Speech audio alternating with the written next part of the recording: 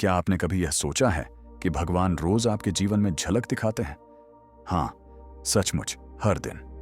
फर्क बस इतना है कि हम उन्हें पहचान नहीं पाते। हमारी कल्पना में ईश्वर को हम किसी असाधारण रूप में देखते हैं, आकाश से उतरते हुए, हाथों में दिव्य तेज लिए हुए या मंदिर की घंटियों के बीच चमकते हुए। लेकिन हकीकत यह है कि वो अक्सर बेहद साधारण रूप में हमारे सामने आते हैं, इतने सामान्य कि हम उन्हें देखकर भी अनदेखा कर देते हैं। परमहंस योगानंद जी कहते थे कि ईश्वर रोज आपके जीवन के दरवाजे पर दस्तक देते हैं, लेकिन मन का शोर इतना ज्यादा होता है कि वह धीमी सी आहट हमें सुनाई ही नहीं देती। सोचिए, कितना अजीब है कि भगवान हमारे पास ही खड़े होते हैं और हम कहते हैं, भगवान कहाँ हैं? मुझे तो दिखते ही नहीं। असल में वह कई रूपों में हमारे सामने प्रकट होते हैं।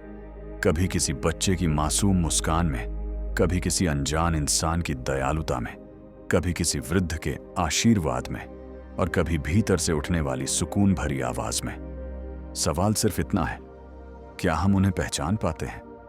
अक्सर जीवन में ऐसे क्षण आते हैं जब आप मुश्किलों में घिरे होते हो और अचानक कोई अनजाना व्यक्ति आपकी मदद कर जाता है। उस समय आप उसे इंसान मानकर आगे बढ़ जाते हो, लेकिन क्या वह सचमुच सिर्फ इंसान था या उसके पीछे छिपा था कोई अदृश्य दिव्य हाथ? कौन जाने वो स्वयं भगवान हो जो आपकी परीक्षा लेने आए हों। यह जीवन सिर्फ जीने के लिए नहीं है, बल्कि आत्मा को पहचानने और ईश्वर से जुड़ने की यात्रा है। हर इंसान भीतर से उस सत्य की तलाश करता है जो उसे शांति और अमरता का अनुभव कराए। शायद यही कारण है कि कठिनाइयां हमें तोड़ने नहीं आती, बल्कि हमें गढ़ने आती हैं। अगर आप भी जानना चाहते हैं ईश्वर किन किन रूपों में हमारे साथ होते हैं और हम उन्हें कैसे पहचानें और हमारा प्रेम किस तरह हमें ईश्वर तक ले जाता है, तो यह वीडियो अंत तक जरूर देखें। और हाँ, अगर यह संदेश आपके दिल को छू जाए तो चैनल को सब्सक्राइब करें, वीडियो को लाइक करें और इसे अपने प्रियजनों के साथ शेयर करें। योगानंद जी कहते थे कि ईश्वर अपना नाम लेकर सामने नहीं आते, वह संकेत देते हैं और देखते हैं कि इंसान उन्हें उन संकेतों से पहचानता है या नहीं। कभी आपने महसूस किया होगा कि जब सब रास्ते बंद हो जाते हैं, तभी अचानक भीतर से कोई आवाज उठती है, चिंता मत करो, सब ठीक होगा। सोचिए, वो आवाज कहां से आती है? क्या वह सिर्फ आपका मन है या किसी और लोक से आया कोई मार्गदर्शन? जिंदगी में हर इंसान को कभी न कभी ऐसा पल मिलता है जब अंधेरे के बीच अचानक उम्मीद की एक किरण दिखाई देती है।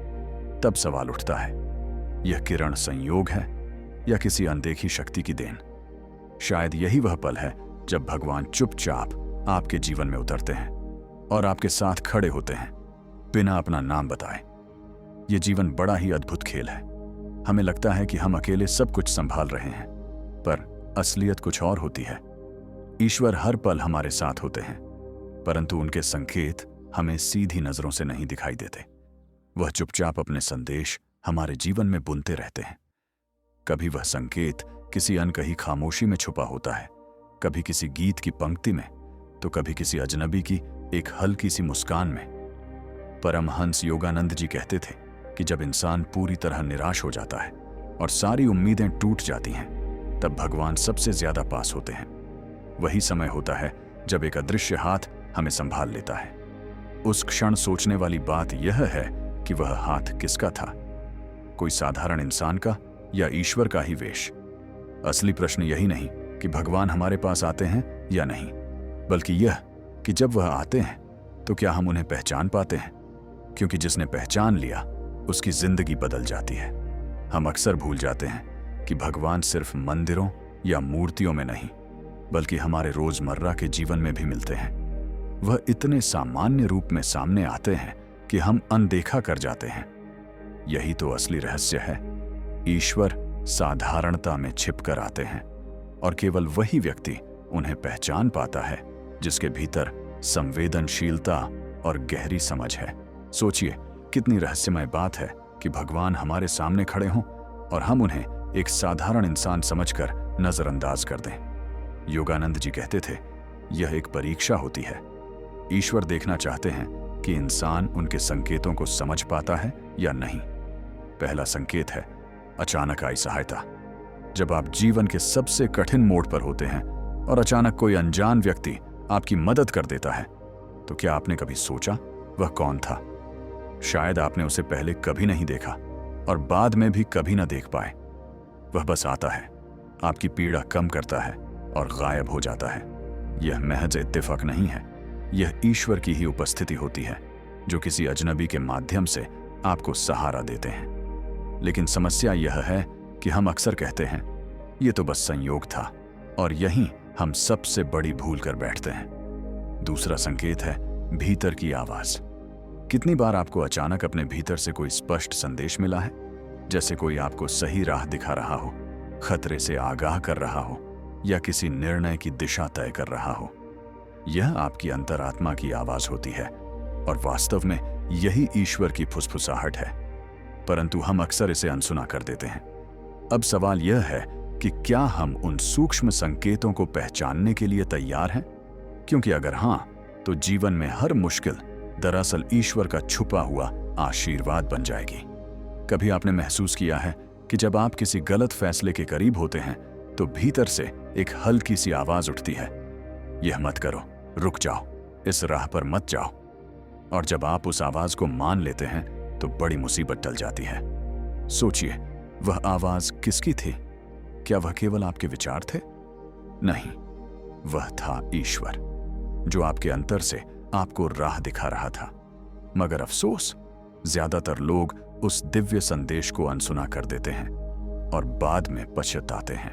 कभी कभी ईश्वर अपने संकेत किताबों या अनजान शब्दों में छुपाकर भेजते हैं।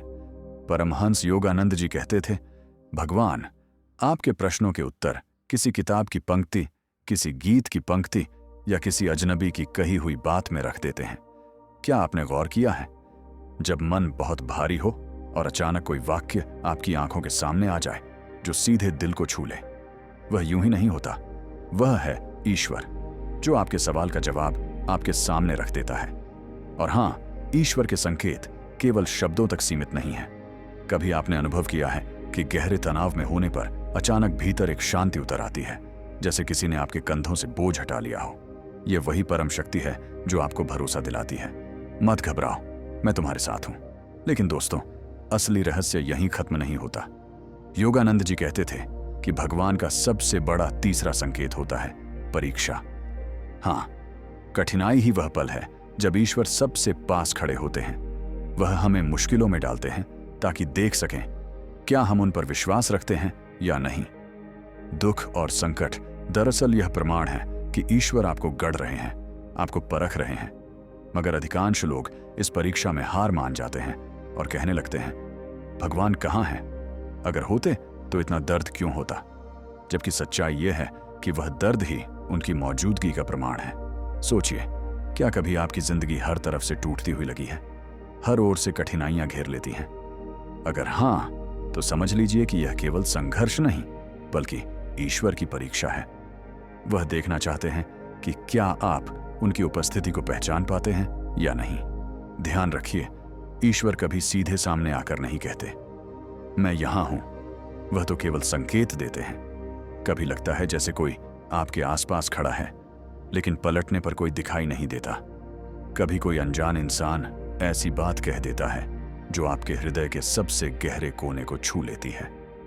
ऐसे क्षणों में याद रखिए, वह व्यक्ति केवल माध्यम था, वास्तविक संदेशदाता स्वयं ईश्वर थे।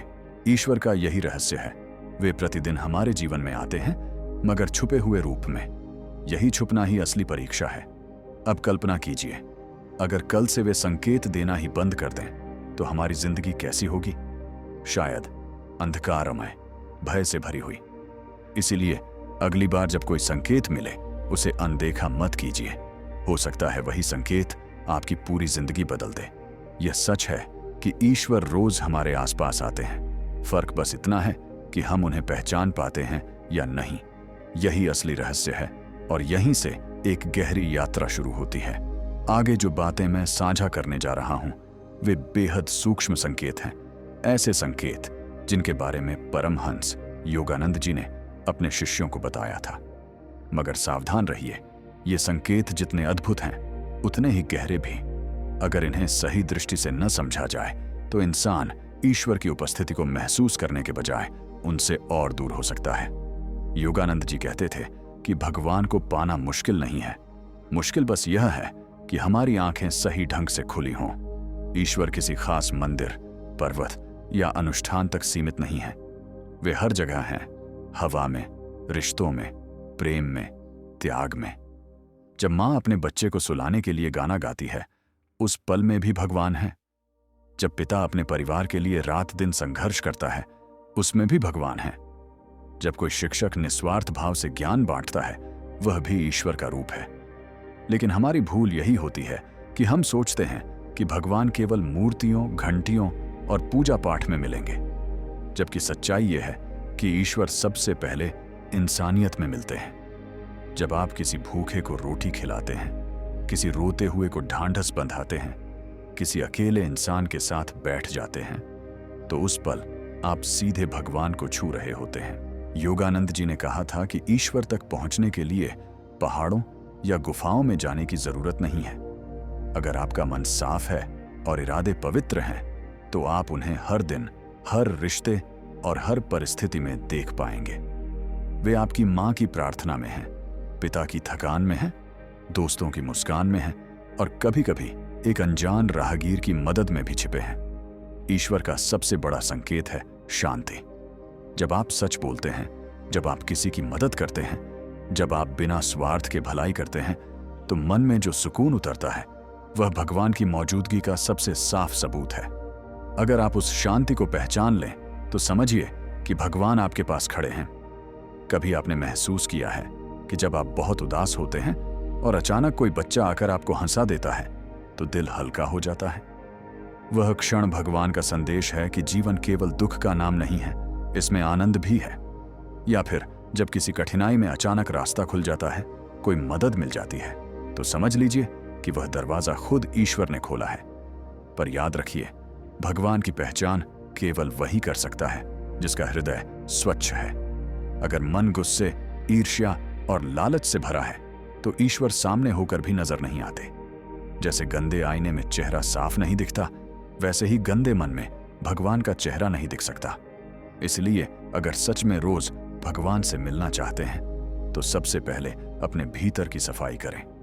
ईर्ष्या छोड़ें, किसी को नुकसान न पहुंचाएं और दूसरों की भलाई करने की आदत डालें। धीरे धीरे आपको एहसास होगा कि भगवान हर जगह हैं, बड़े चमत्कारों में नहीं, बल्कि छोटी छोटी बातों में। भगवान को पहचानने के लिए किसी बड़ी विद्या या कठिन साधना की जरूरत नहीं होती। यह यात्रा बाहरी नहीं, भीतर की होती है। बस दिल को साफ करना और जीवन को सत्य व प्रेम से भरना ही असली उपाय है।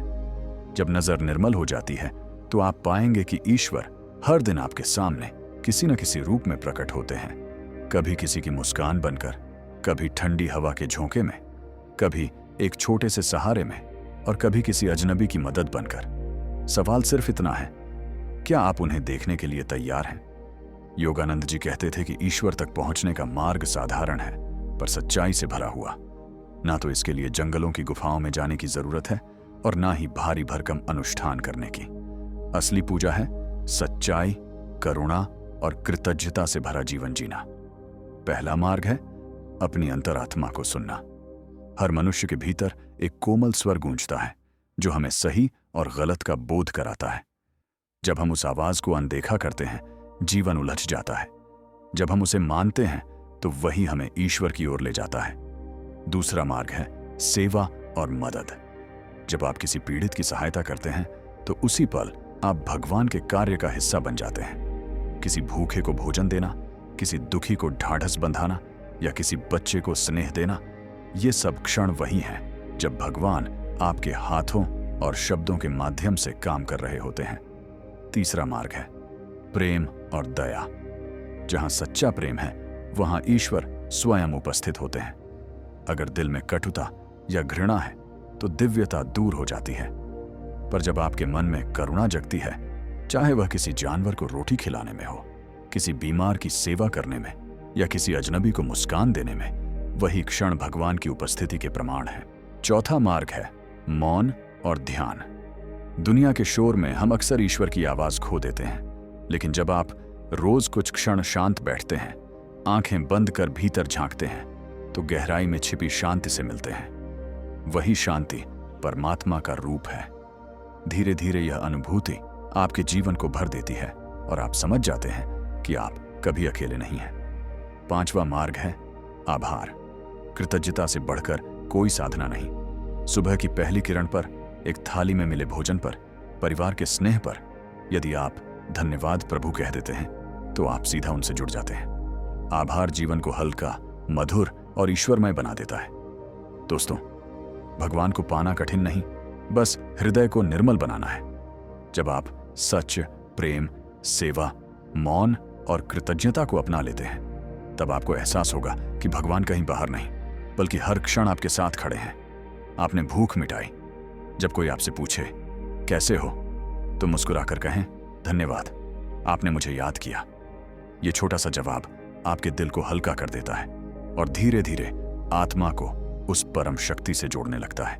सोचिए, अगर आप हर दिन कुछ छोटी छोटी आदतें अपनाएं, भीतर की आवाज सुनना, दूसरों की मदद करना, प्रेम से रहना, शांति बनाए रखना और कृतज्ञ होना, तो आपकी नजर बदल जाएगी।